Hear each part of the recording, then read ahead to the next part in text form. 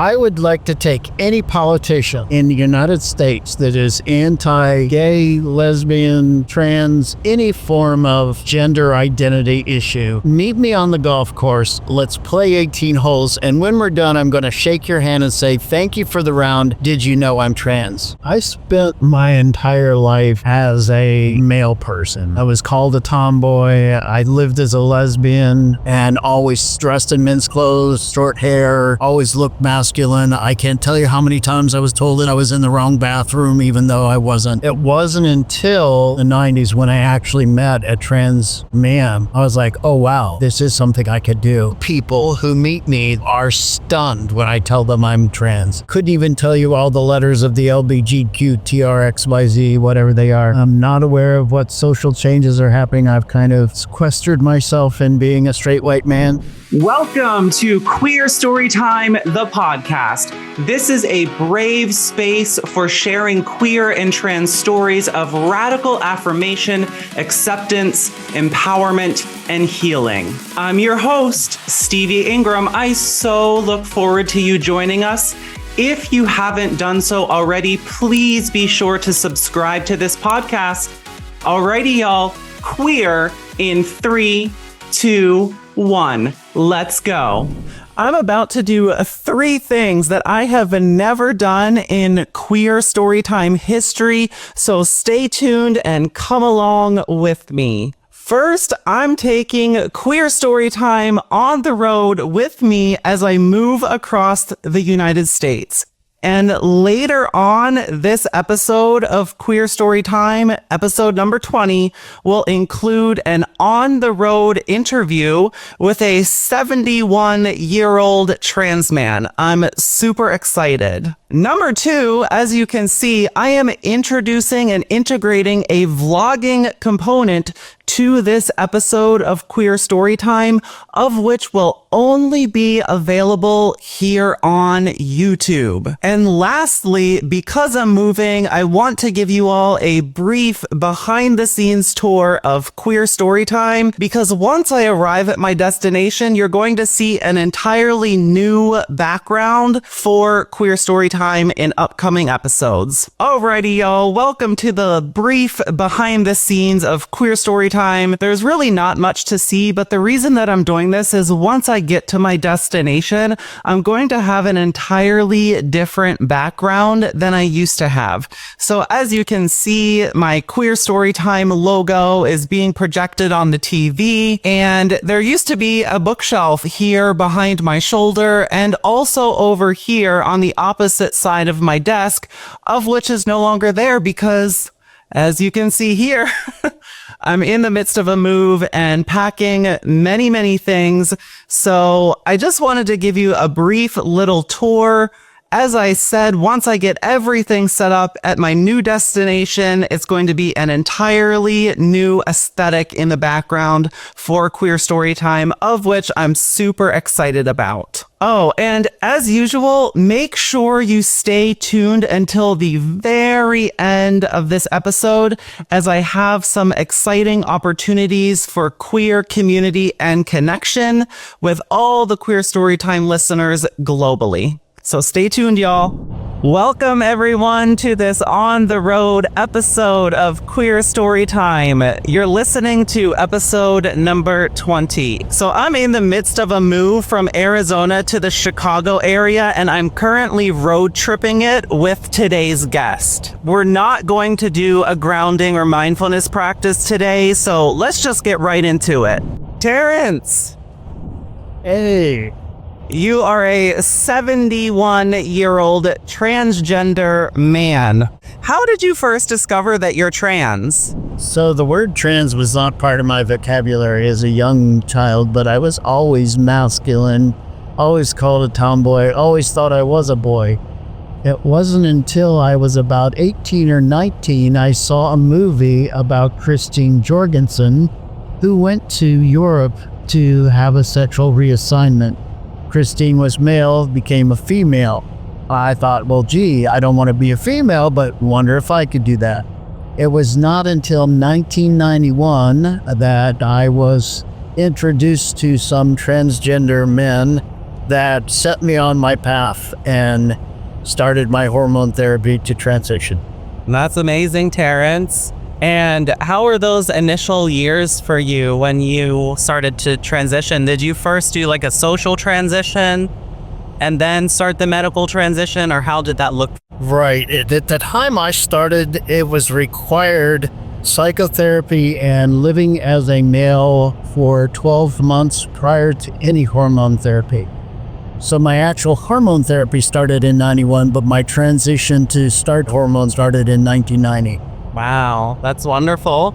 And for any of those listening, according to the World Professional WPATH, which is the World Professional Association of Transgender Health, psychotherapy is no longer required to provide hormone treatment. It still may be required for surgical procedures, but I just like to point that out because I personally experienced an endocrinologist that was operating on old standards of care.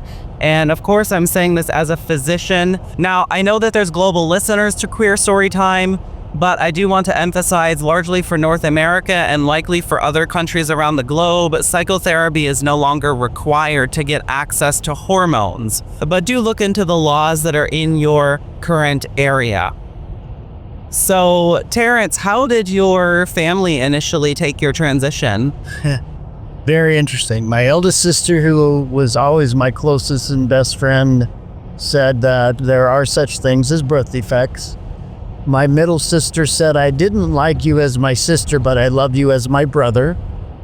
And my mother was amazing. She had trouble with the pronouns, but she said it was about time. So how did you feel when your one sister said it was a birth defect? It kind of opened my eyes a lot because it potentially could have been in my mind. I don't think birth defects so much as social emphasis on the fact that what I was born in as was socially enforced, as opposed to, had we been more open socially, it could have been looked at more as I was born with a different set of organs than what my inner self was. Right. Yes. Terence, how do you feel about the progress that we've made, regarding the trans rights movement across the globe? Because we have made a lot of progress and it is a lot more socially acceptable, even though we're seeing all these laws being put in place. So just curious if there's any feelings that you have regarding how we've progressed in regards to trans rights, because as you said, you didn't have the language when you were younger to acknowledge that you had this incongruency between your birth sex, your assigned birth sex, and your internalized sense of self. So how do you feel about all that? I'm a little bit jealous, be honest. I would be far and away more socially aware. Unfortunately, what I've done is become a straight white man because that's what my environment was. I couldn't even tell you all the letters of the LBGQTRXYZ, whatever they are. I'm not aware of what social changes are happening. I've kind of sequestered myself in being a straight white man. However, Stevie, you have brought a great awareness to my world and opened up. But I'm not an advocate at all. I'm not a rah-rah person as a whole. But I'm very grateful to see that people are not being ostracized and killed, in fact, for what they feel or want to be.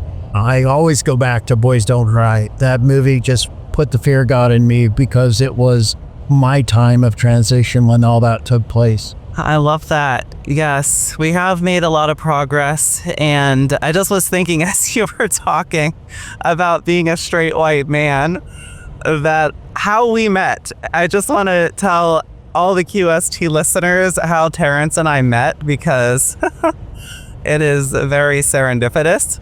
I have a good friend that I'm going to medical school with, and she and I every once in a while go to Costco. So for those of you that may live abroad that don't know what Costco is, it's basically a wholesale retailer that offers items in bulk.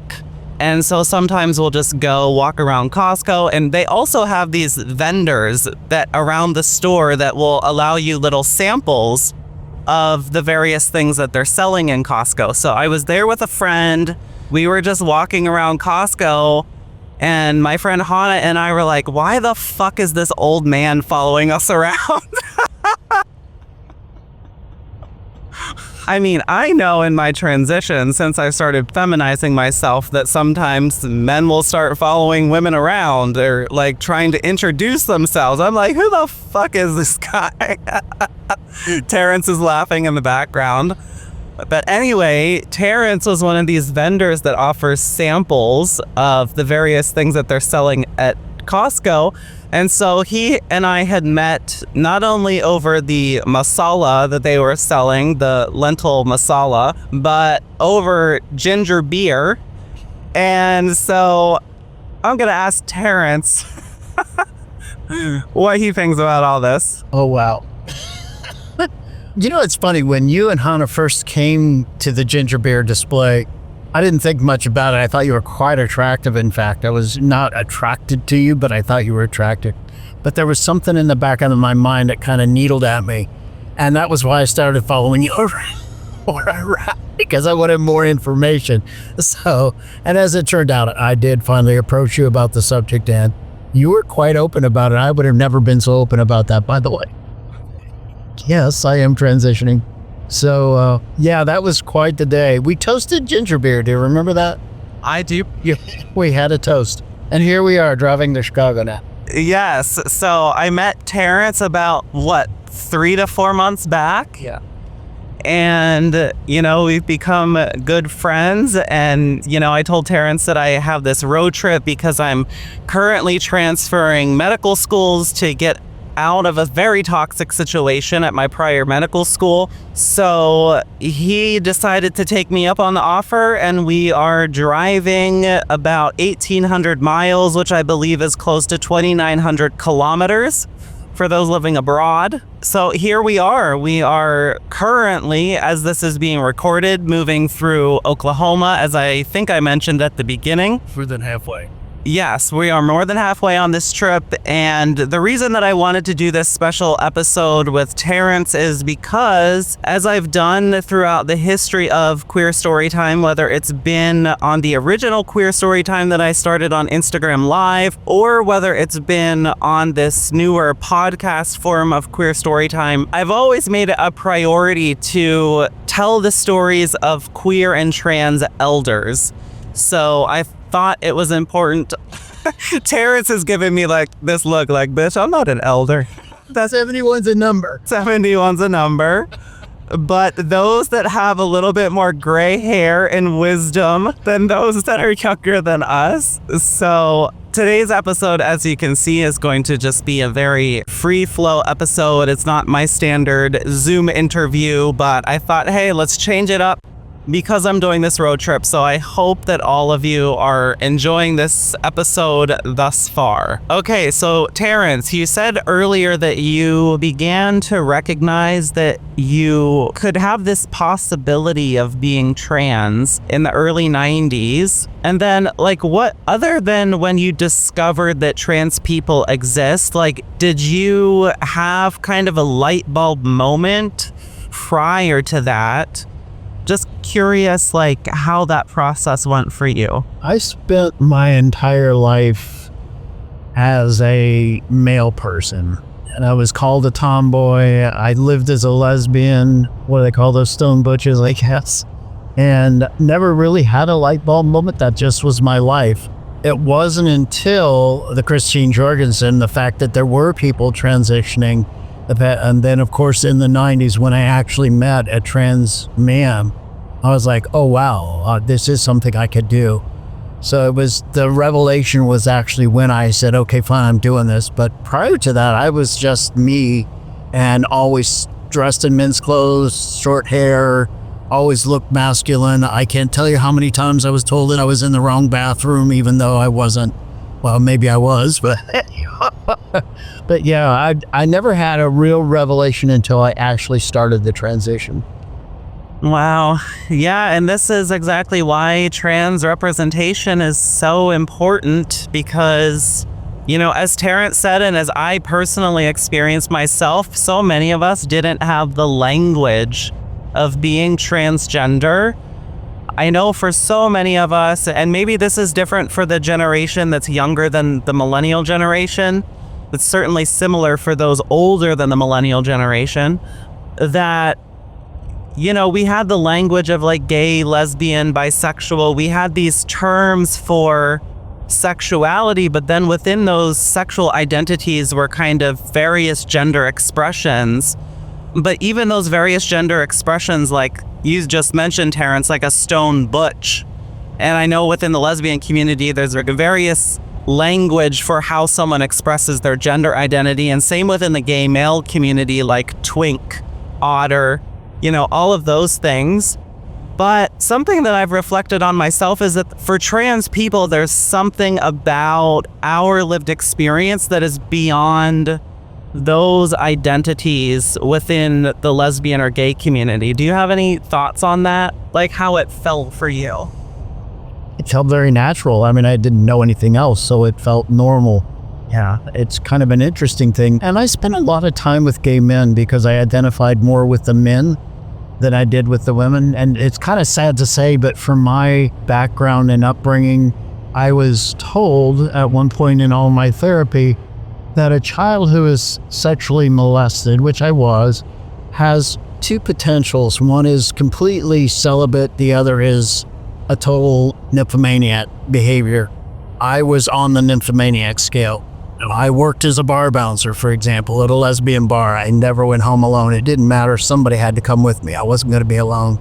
So there was a lot of, for me now at this age, acting out sexually because that gave me that male dominance.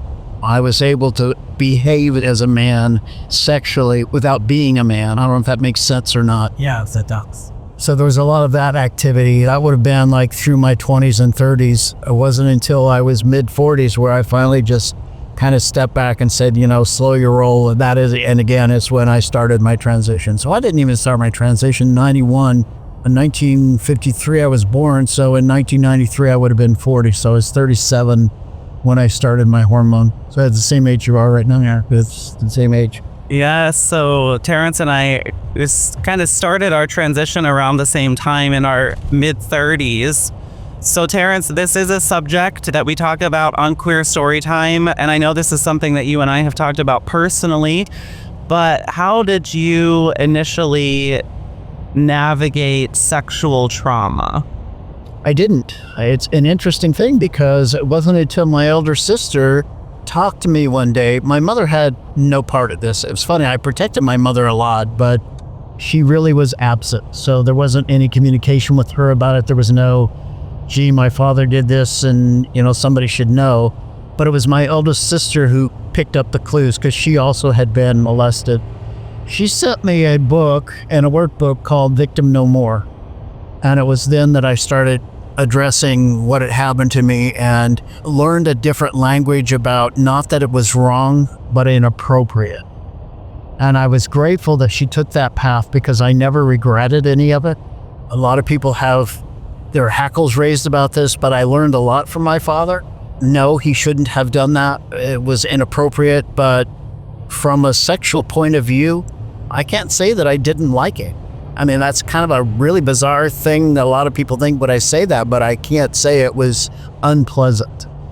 So it wasn't until I learned the inappropriate that I had to navigate, oh, gee, you know, I should have learned this in a different method, not by him abusing me. Yes, and what did it take other than like your sister's intervention? You know, as you're expressing this, it sounds to me like you initially didn't really even recognize that this was a problem until other people told you that sexual abuse, you know, ultimately is wrong and very inappropriate, especially coming from a parent. What was going on in your head when you like discovered this? Because there seems to be like this incongruence between like what you felt at the time and then like psychologically what you learned. What was that whole process like for you? Let's talk psychology because that's a real big key for me. Once my sister pinpointed this, it did go to my mother who decided I needed therapy. That would have been in 1971. The therapeutic industry at the time decided that I needed to sit in a chair with an empty chair opposite me and tell my father how much I hated him and be angry with him and tell him off and all this other stuff. The ironic thing about that, at the time I did that, my father had already passed away. So even if that was something I could have done, it wasn't going to happen because he wasn't there. I don't feel I got anything out of it other than confusion. And it was after that that my sister gave me the workbook and I started working through a different way of saying, okay, that was inappropriate. I don't hate you. I learned a lot from my father. It's skills that, I love to work with wood. I like to build and fix things. All those skills came from him. So I can't say that he was a bad father. He just was misguided, completely misguided. And I've learned too since then that I think what has come out of it, I've always protected my mother. What has come out of that is recognizing that my mother wasn't there for me, that she had so much anger towards my father and wouldn't divorce because that's not what you did in those days. But she was out, for lack of a better word, whoring around with other men and cheating on my dad and doing other things. So I've always said, keep my mother out of this. She didn't have anything to do with it. But in fact, when you have two parents, you have two parents. And she had an obligation to protect me as well. So I don't know. I don't hate her for it. I still love her to death, but I have given up on this. Don't leave my mother out of this because she is part of it. Yeah, and I think there's so much experience, if it's sexual trauma or bullying, harassment. I think that's a common theme among queer and trans people. I experienced that with my own father, and I don't think I've actually mentioned this on Queer Storytime, but I don't mind sharing. For those that don't know, my father is a United Methodist minister and has been for almost maybe 40 years. And my mother is a little bit more conservative Christian and, took a very long time to come around to any semblance of acceptance for me being who I am. And my dad, for the longest time, was silent. His silence was complicity. And probably about 4 years ago, I would say, my father apologized for not standing up for me. At the time, I was very shocked that that was happening. But I say that to say that I think a lot of queer and trans people experience what Terence just was articulating, that there's one parent that's kind of either absent because of that relational dynamic between the parents and whatever's going on there, or who knows, maybe the parent travels a lot and they're not showing up in our lives. And so there's some level of incongruency there. And so I think, for a lot of queer and trans people, that does perpetuate harm that otherwise would not have been there. So I recently wrote an article that I do want to share with you all later, but I recently wrote an article called What I Know to Be True as a Queer Podcast Host. And one of the bullet points that I mentioned in that article specifically was about the fact that, we as queer and trans people, through this complexity of human life and development, we begin to formulate a knowing of who we are through our lived experiences. And just as much as we have to do our own inward work, those that are not queer and trans also need to be doing their own inward work, because the issue is how can we do the least harm possible, whether it's to our children, especially if you're raising a queer or trans child. And so I think that's the call, that unfortunately there's hurt and harm in relationships that get perpetuated onto children, and events like this lead to things like what happened to Terence. So any thoughts on that, Terence? Actually, I did have a thought about that. One of the things that has always disturbed me is that because of exactly what you were saying, the lack of support from society, from parents, from family, from whatever else, the children internalize that. Yes. I am not a person that would ever consider suicide, but how many have already? How many will? And it just makes me sad to think that there's, a whole bigger world out there, that there's support for people. I applaud the community for stepping up and trying to change some of this. Again, I'm not an advocate, but as you said, I'm a Harvard, so that's good. But no, the internalization, I wasn't like that. I was very blessed to have never negatively internalized my experiences. But how many kids do? They just immediately think they're worthless, they're bad, this is, something I have to change. How many people have gone through conversion therapy? It's just a ridiculous amount of things that have happened through ignorance. Absolutely. And as you all know, conversion therapy has been a subject area of which we've discussed ad nauseum on Queer Storytime. And I just want to give a shout out to my friend Matt Ashcroft, because if you didn't listen to episode number 1 of Queer Storytime, we discussed conversion therapy, as my good friend Matt Ashcroft is a conversion therapy survivor. So I just want to point that out. Also, like Terence and I are talking about right now, I think it's so important. And this is why I'm a huge advocate of mindfulness practices, of Eastern philosophy, yoga, Buddhism, all of these practices that allow us to go inward and reflect on ourselves, I think is the work that everyone needs to be doing. Because if we're not doing that work on ourselves individually, then we perpetuate harm in the world on other people, which is often how it ends up happening. And Terence also mentioned something that we've also talked about, he and I privately, but I think it's a good opportunity to talk about this on this podcast recording. As Terence has already mentioned several times, he's not an activist. And he and I have had private conversation about this, because I very much am an activist, as all of you know. So, Terence, I want you to share thoughts that you've already shared with me here on that topic. Yeah, as a matter of fact, when I first met you, I kind of felt bad that I wasn't. It's like what went through my mind is been there, done that, got the shirt. And I'm living my life, good for you, rah, rah, but I don't have it in me to be out there carrying signs and podcasts and whatever else, being out in the forefront. The irony of that, and the gift that you gave me, was that I was a safe harbor. I will welcome anybody in my home that needs a safe harbor. Doesn't matter. Although my wife teases me, I got to quit bringing people home, but that's not going to happen. People are coming if they need me. So it's hard. I watch the news. I'm aware of it. I'm in tune with it. But I'm not going to be the one out front saying these things must change. That's just not my nature. Yes. And when Terence and I were having this private conversation, I basically told Terence, well, being on the streets screaming for change is not your form of activism.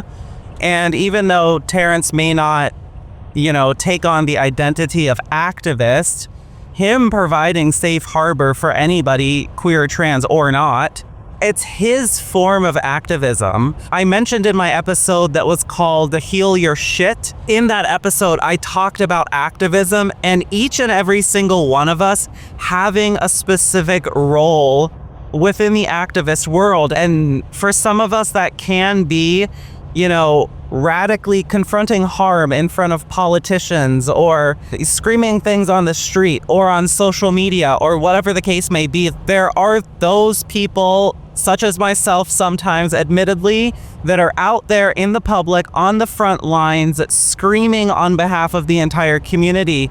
But we also have to acknowledge people's place in time. Terence is a 71-year-old man. No one expects our queer and trans elders to be out on the front lines fighting a fight that they already fought 50 years ago. So I think we all can hold space for our own form of activism because it's equally legitimate. So Terence, do you have anything else you'd like to add on this subject specifically? I have a comment I'd like to make. I would like to take any politician in the United States that is anti-gay, lesbian, trans, any form of gender identity issue. Meet me on the golf course. Let's play 18 holes. And when we're done, I'm going to shake your hand and say, thank you for the round. Did you know I'm trans?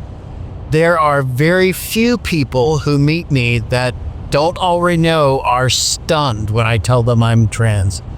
And I would just like to say that there's just a whole lot of ignorance out of there, that they're making statements and comments based on their upbringing, their social behaviors, their desires, whatever, that not in truth.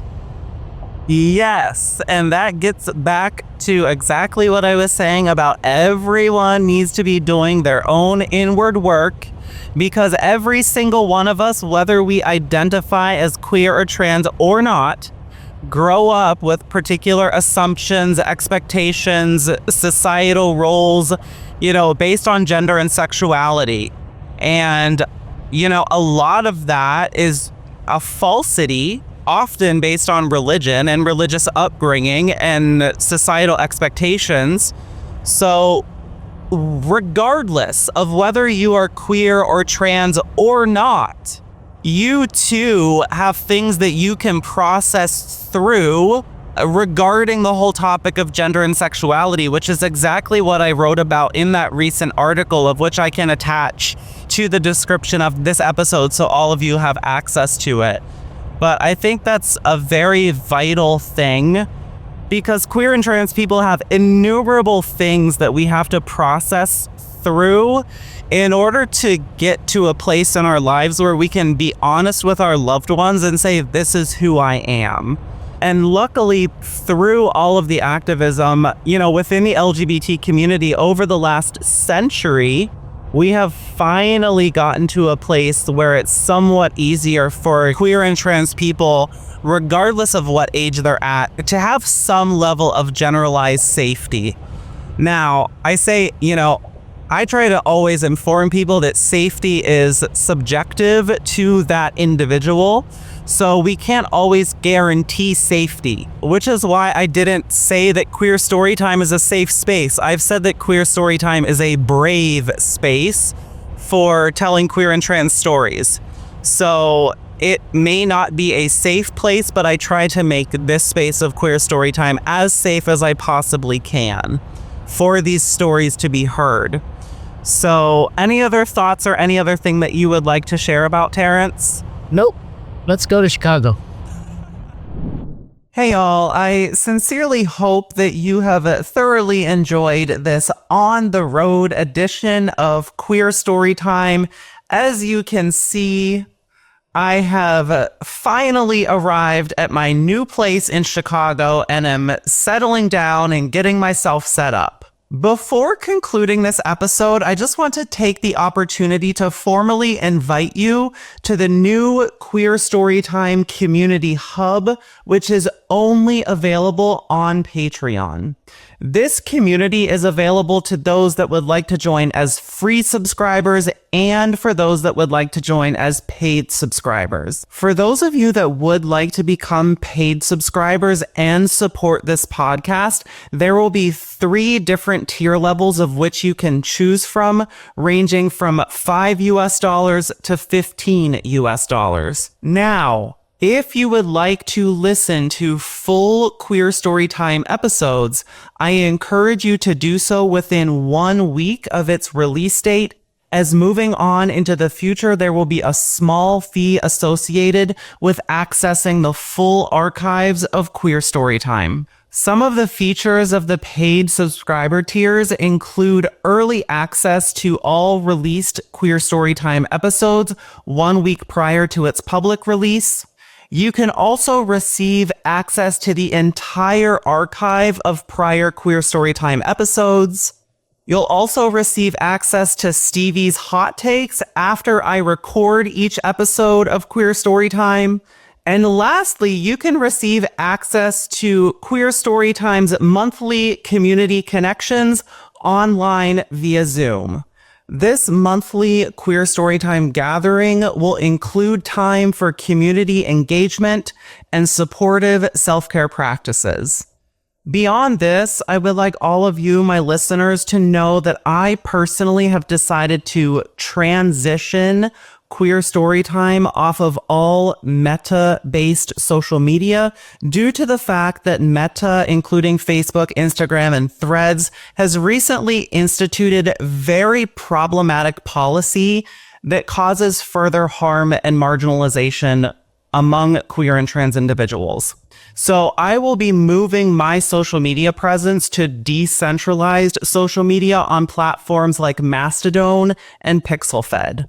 And for those of you that may not be on social media altogether, I would encourage you to join my QST mailing list so that you can remain up to date on everything happening with the podcast. When you sign up for this mailing list, you'll receive a free copy of your checklist to achieving optimal health as an LGBTQIA+ person. And lastly, if you have not already subscribed to my Queer Storytime YouTube, I highly would encourage you to do so, as I'll be starting a new YouTube-only segment called QST Reacts. In this series, these will be short 10 to 15 minute videos of me reacting to some LGBTQIA+ related concern and sharing information that I think is vitally important for the world to hear.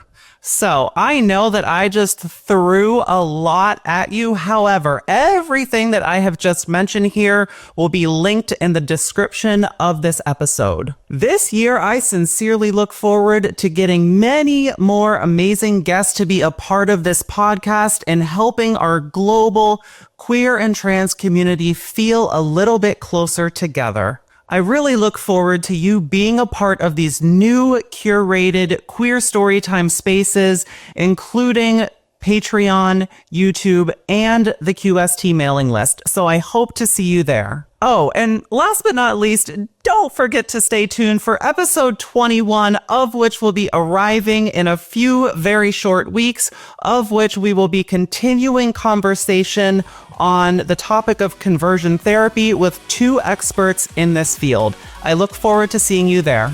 Be well, everyone. Hey, friends. I'm so delighted that you've made it this far. I sincerely hope that this episode has opened your heart and provided you with valuable insights into the lived experiences of those in gender and sexually expansive communities. There are several ways in which you can support this podcast. Make sure that you're subscribed if you haven't already done so, and be sure to share it with friends and family. Queer Storytime is a professionally produced podcast, which costs about $80 per episode. If you feel called to do so, I kindly ask that you support future episodes of this podcast by making a one-time or ongoing contribution that is sustainable to you. Links to contact me or to contribute to this podcast are found within the description of this episode. From the bottom of my queer heart to yours, I'm sincerely grateful for you tuning in to Queer Storytime, the podcast. Hugs and love, y'all. Until next time.